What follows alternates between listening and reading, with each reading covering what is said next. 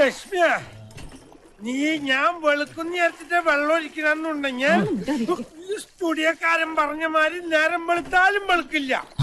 അപ്പന് വെള്ളം ഒടിച്ച് കഴിയുമ്പോഴാ ബോധം പറഞ്ഞത്. ആനോട് കാണിക്കണ ഒരു മര്യാദ. അപ്പന് മാനസാന്തരം വരാൻ ഇടവകയിൽ അച്ഛനെ വിളിച്ച് കൂട്ടപ്രാർത്ഥന. പിന്നെ ഇവന്റെ തോന്നിയാസിന് ഇടവകയിലച്ച കൂട്ടിക്കല്ലേ. അച്ഛനല്ലെങ്കിൽ എന്താ, ചെറിയ അച്ഛൻ ഉണ്ടായിരുന്നില്ലേ? ചെറിയ അച്ഛനല്ലേ അച്ഛനല്ലേ? 2 കുട്ടികളുടെ അച്ഛൻ. ആന്റി, ഞാൻ സോപ്പ് എടുക്കട്ടെ? പോത്തുകളെ ആരെങ്കിലും സോപ്പ് തേച്ച് കുളിപ്പിക്കാറുണ്ടോ മോളെ? അപ്പാ നമ്മളെ പോത്തൊന്ന് വിളിക്കണു. അത് നിന്നല്ലേടാ, എന്നെ. അപ്പൊ ഞാനാരാ? നീ പോത്തും കുഞ്ഞ്.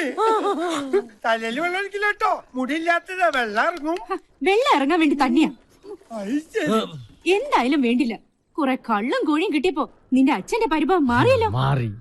ഇവൻ നമ്മടെ മുത്തല്ലേ, അപ്പന്റെ വെളുത്ത മുട്ട. അതാണ് എന്റെ കർത്തപ്പൻ. പക്ഷേ ഓസ്ട്രേലിയയിൽ പോണ കാര്യം മാത്രം അമ്മയോടും മോനോടും അപ്പന് നോ യോജിക്കും. നടക്കില്ല. അപ്പോഴായാലും ഇപ്പോഴായാലും അപ്പൻ കെട്ടിപ്പിടിച്ചിരുന്നു. ഇത് ആരുടെ കാറ്? തോമസ് മാത്യു സാറിന്റെ. ഏത് തോമസ് മാത്യു? ആദിയുടെ സ്പോൺസർ. അങ്ങേരെ ആസ്ട്രേലിയക്ക് പോകാനുള്ള വിസയുമായി വന്നതാ. ഞങ്ങളുടെ ആദ്യം ഒന്ന് ആസ്ട്രേലിയക്ക് പോയിച്ചു വരട്ടെ. ഈ വീട്ടുമുറ്റത്തും കിടക്കും ഇതുപോലെ ഒരു കാറ്. പിന്നെ ഇത് ആദിക്കുള്ള വിസ. ഇതൊരിക്കലും എന്റെ ഔദാര്യമല്ല, ആദിയുടെ ഹാർഡ് വർക്കിനുള്ള compliment. Thank you sir. Sir, ഇതെന്റെ അമ്മയാണ്. പറയാ നോനോ, എനിക്കിത് വിശ്വസിക്കാൻ പറ്റുന്നില്ല. അയ്യോ, സത്യോട്ട് എന്റെ അപ്പനാ. ഇത് ആദിയുടെ അപ്പനാണെന്ന് കണ്ടാ പറയില്ല.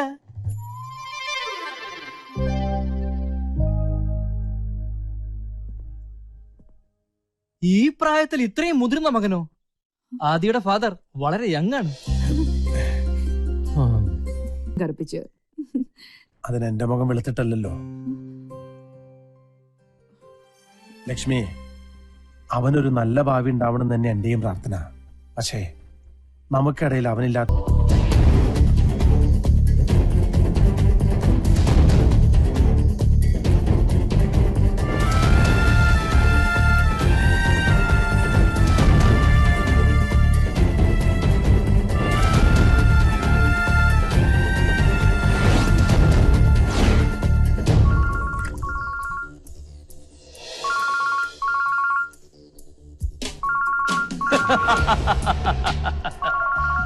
അവനാ ആന്റണി ആദിത്യവർമ്മ.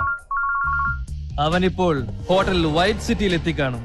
ഞാൻ ഇങ്ങോട്ട് പറഞ്ഞ വിവരം പാവം അവൻ അറിയില്ലല്ലോ. ഏക് ബുദ്ധു ഹേ ദുനിയാ കാ നമ്പർ 1 ബുദ്ധു.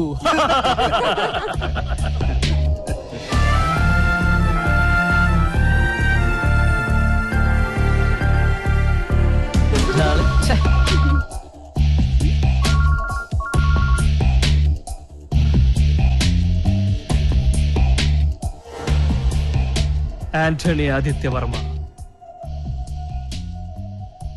ഗാവോ പിയോ മസ്സ കരോ.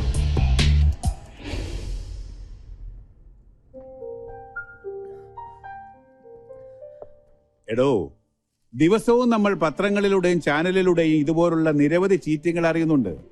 എന്നിട്ടും നിന്നെ പോലൊരാൾ അവന്റെ വലയിൽ വ്യാജ മേൽവിലാസവും മരിച്ചുപോയ ഒരാളുടെ പേരിലുള്ള മൊബൈൽ ഫോണും അവൻ നിന്നെ സമർത്ഥമായി കബളിപ്പിച്ചിരിക്കുന്നു. സാറിന് എന്തെങ്കിലും ചെയ്യാൻ പറ്റുമോ? ആദിത്യ, നീ തന്ന പരാതിയിന്മേൽ അന്വേഷണം നടക്കും. ഇനി അവൻ പിടിക്കപ്പെട്ടാലും അവന്റെ പേരിൽ സ്വത്തില്ലെങ്കിൽ അവന് കിട്ടാൻ പോകുന്നത് കുറച്ചു കാലത്തെ ജയിൽവാസം. അതുകൊണ്ടൊന്നും നീ മീഡിയേറ്ററായി വാങ്ങിക്കൊടുത്ത 40 ലക്ഷം രൂപയുടെ ഉത്തരവാദിത്വത്തിൽ നിന്ന് നിനക്ക് ഒഴിഞ്ഞു മാറാൻ പറ്റുമോ?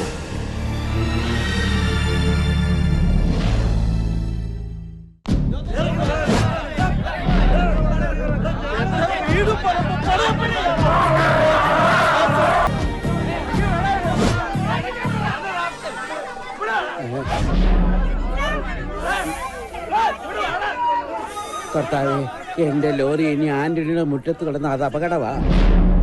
എടുത്തു മാറ്റിക്കളയാം. ഇനി അവൻ ഈ വളയം പിടിക്കണ്ട.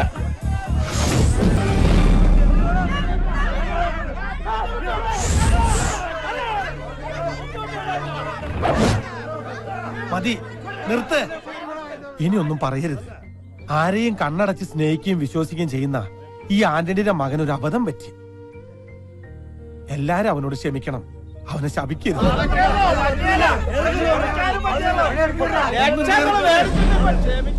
ഞാൻ പറയട്ടെ, കർത്താവിന് നിരക്കാത്ത ഒന്നും ഞാൻ എന്റെ കുടുംബം ചെയ്തിട്ടില്ല. ഈ വീടും സ്ഥലം വിറ്റിട്ട് ഞാൻ നിങ്ങളുടെ കാശ് തരും.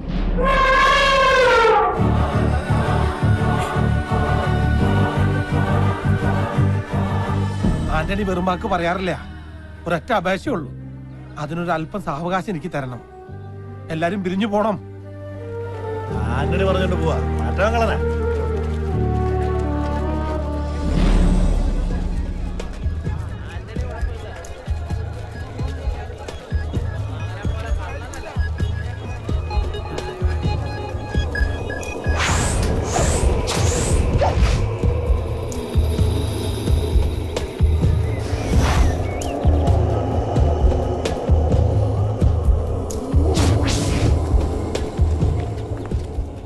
എവിടെയാടാ നിന്റെ മോൻ? വിളിക്കവനെ.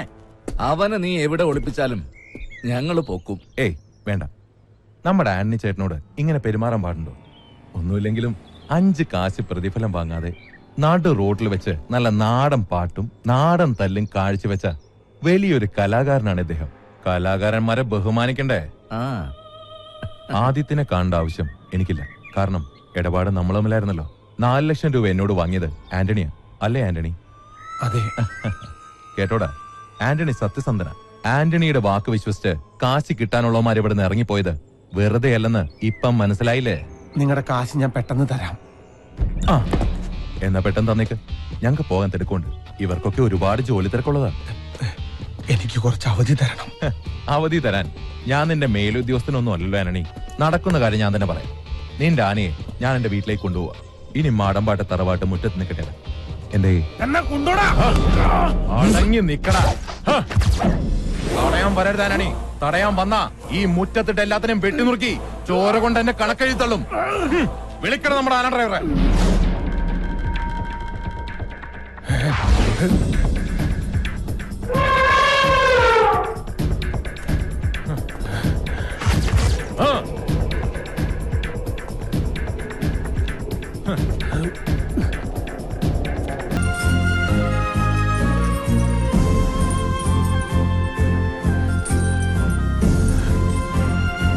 നിർത്തിയിട്ടുണ്ട്. നാട്ടുകാരുടെ മുന്നിൽ പിടിച്ചു നിൽക്കാൻ ഒരു പക്ഷെ എനിക്ക് പറ്റിയേക്കും. പക്ഷെ അപ്പന്റെ മുന്നിൽ ഇനി വയ്യ. കാരണം ഇതുപോലൊരു മകനെ സ്നേഹിച്ചൊരപ്പൻ ഈ ലോകത്ത് വേറെ ഉണ്ടാവില്ല.